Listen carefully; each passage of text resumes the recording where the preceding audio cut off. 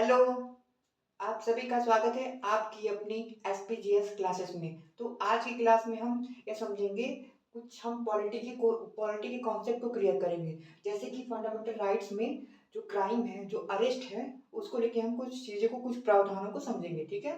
तो आइए हम फटाफट उस प्रावधानों को समझते हैं कि जो क्राइम है, क्राइम को अ, कितने भागों में डिवाइड किया गया है। अब मान लो क्राइम हो गया तो फिर अरेस्ट होगा, तो अरेस्ट का प्रावधान क्या-क्या है? तो ये सारी चीज़ें हम समझेंगे, ठीक है? आइए अब समझते हैं। सबसे पहले हम ये समझते हैं कि क्राइम को क्लासिफाई कितने कितने भाग में किया गया है। तो क्राइम हुआ, सबसे पहला जो है वो क्रिमिनल केस। ये पहला हो गया क्रिमिनल केस। Criminal case. दूसरा civil matter, civil case. Civil case हो गया, ठीक है? आज की क्लास में हम मूल रूप से आर्टिकल 22 के बारे में डिस्कस करेंगे, ठीक है? अब आर्टिकल 22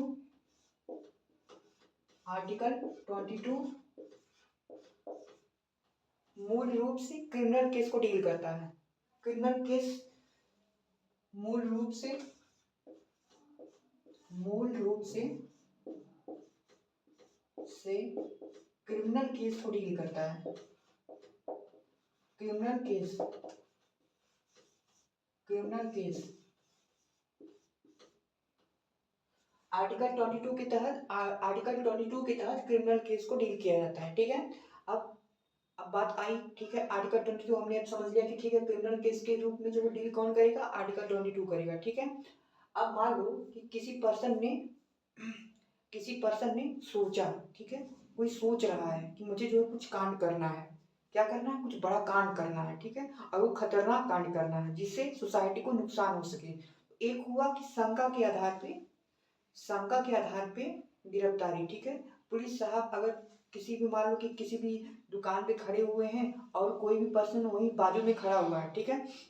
और वो पर्सन मुस्कुरा रहा है खूब बढ़िया से, एकदम खूब बढ़िया मुस्कुरा रहा है और लग रहा है कि वो कुछ कांड कर देगा, ठीक है? और पुलिस साहब को लग गया, ठीक है? पुलिस साहब को शंका हो गई कि ये पर्सन जो है, वो ये जो व्यक्ति है, वो कुछ कांड करेगा। तो एक हो गया कि आशंका के आधार पर गिरफ्तारी, और दूसरा हो गया कि उसने कुछ कर दिया, पर्सन ने कुछ कर दिया, तो उसके आधार पे गिरफ्तारी। मतलब अपराध हो गया, और एक होगा कि अपराध अपराध होने की आशंका है, उसके आधार पर गिरफ्तारी। तो आज हम यह पढ़ेंगे कि जो अपराध हो गया है, तो अपराध अगर हो गया तो उस केस में कौन सा आर्टिकल है जिसके तहत पुलिस उस अपराधी को गिरफ्तार करती है, ठीक है? तो वो आर्टिकल है 22 क्लॉज 1। अच्छा, 22 क्लॉज 1 क्या बोलता है? 22 क्लॉज 1 यह बोलता है कि अगर किसी पर्सन ने कोई क्राइम कर दिया है, तो उसके तहत, इस आर्टिकल के तहत पुलिस उसको अरेस्ट कर लेगी, ठीक है? और यह बोलता है कि मेरे को आशंका से कोई लेना देना नहीं है, ठीक है? आशंका के आधार पे आर्टिकल 22 क्लॉज 1 का यूज नहीं होता है, ठीक है?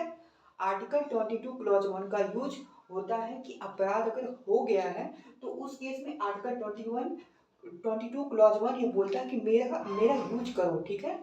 आर्टिकल 22 क्लॉज 1 तब यूज होता है जब अपराध हो गया है, आशंका के आधार पे नहीं होता है, ठीक है? पुलिस यूज करती है इसका पुलिस यूज करती है इसका, ठीक है? पुलिस पुलिस यूज करिए इसका, उपयोग किया टू का आर्टिकल 22 क्लॉज 1 का पुलिस ने उपयोग कर लिया, ठीक है? अब ये समझना है कि ठीक है, पुलिस ने तो अरेस्ट कर लिया, ठीक है? उसी दौरान मान लो किसी पर्सन को जो है वो, क्या, किसी व्यक्ति का जिसने क्राइम किया है, अभी दोषी ठहराया नहीं गया था ना, अभी तो क्राइम किया है, पुलिस ने अरेस्ट किया है, तो क्या उस पर्सन का कोई अधिकार नहीं होगा, राइट नहीं होगा? तो अब जब यहाँ पे राइट की बात आती है, तो बात आती है free legal aid. Free legal aid. Supreme court ने एक केस में यह निर्णय दिया कि सुप्रीम कोर्ट ने अपना विचार व्यक्त किया कि क्या इंडिया में सभी के पास इतने पैसे हैं, क्या सभी इतने इम्पावर सशक्त हैं कि वो अपने लिए वकील कर सकते हैं? क्या सभी एक बराबर हैं, सभी के पास इतने पैसे हैं कि वो अपने लिए वकील कर सकें?